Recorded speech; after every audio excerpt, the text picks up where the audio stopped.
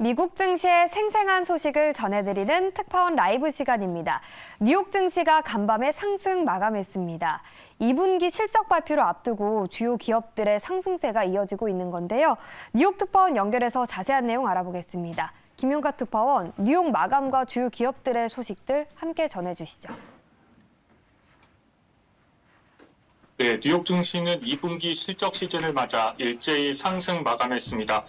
다우지수는 연중 최고치를 갈아치웠습니다. 다우존스 30 산업평균지수는 전거래일 대비 76.32포인트, 0.22% 상승한 34,585.35에 마감했습니다.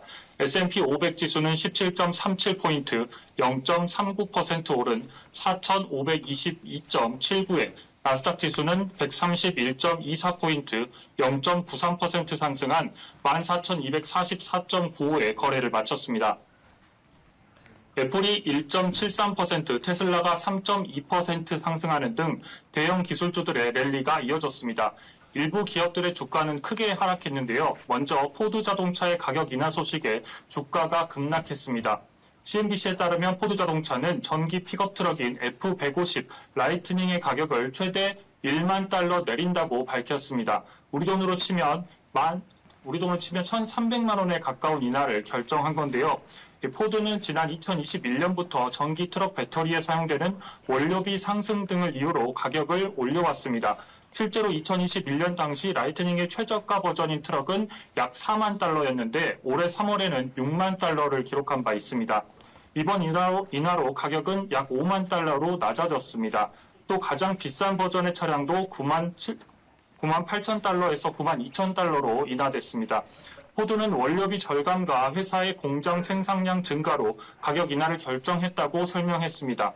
포드의 올해 목표는 생산량을 늘리는 것이었는데 가을까지 생산량을 3배 늘릴 것으로 기대되는 공장 개선 작업을 해왔습니다. 하지만 2월에 완성된 트럭에서 화재가 발생한 뒤 5주 동안 생산을 멈추면서 2분기 판매량은 4,466대에 불과했습니다. 포드는 이번 가격 인하의 이유로 원료 가격 하락을 꼽았지만 시장에서는 전기차 시장의 경쟁 격화로 보고 있습니다. 테슬라의 사이버 트럭 생산이 포드와 리비안 같은 전기차 트럭 업체의 가격 인하를 유도해 주가 하락으로 이어지고 있는 모습입니다. 포드의 주가는 전거래일 대비 6% 가까이 하락했고 리비안의 주가도 3% 넘게 하락했습니다. 포드는 오는 27일 장 마감 이후 2분기 실적을 발표할 예정입니다. 미국 통신업체인 AT&T의 주가가 30년 만에 최저치를 기록했습니다. AT&T의 주가는 전거래일 대비 6.69% 하락한 13.53달러로 마감했습니다. AT&T 등 통신회사들의 독성 나부로 덮인 케이블을 사용했다는 월스트리트 저널의 보도의 영향이 이어지고 있습니다.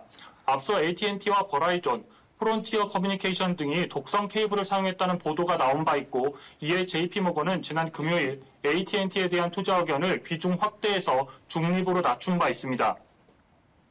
통신사들이 납 케이블 구리선을 제거하는 데 비용만 590억 달러 비용이 들 것이라는 추산이 나오고 있습니다. AT&T는 제거해야 할 납 케이블이 가장 많아 비용도 크게 부담일 것으로 전망되고 있습니다.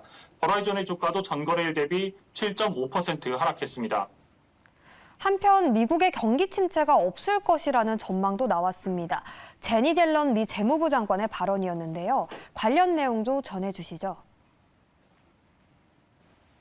네, 제니 옐런 미 재무부 장관이 미국의 경기 침체 가능성에 대해서 선을 그었습니다.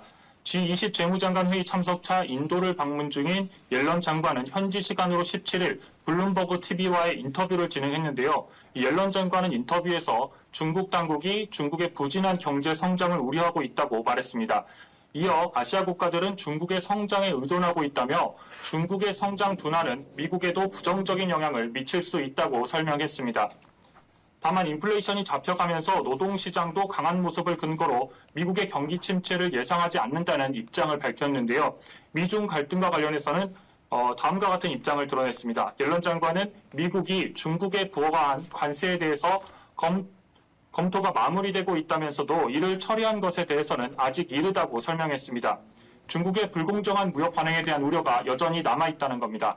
지금까지 뉴욕에서 매일경제TV 김용갑입니다.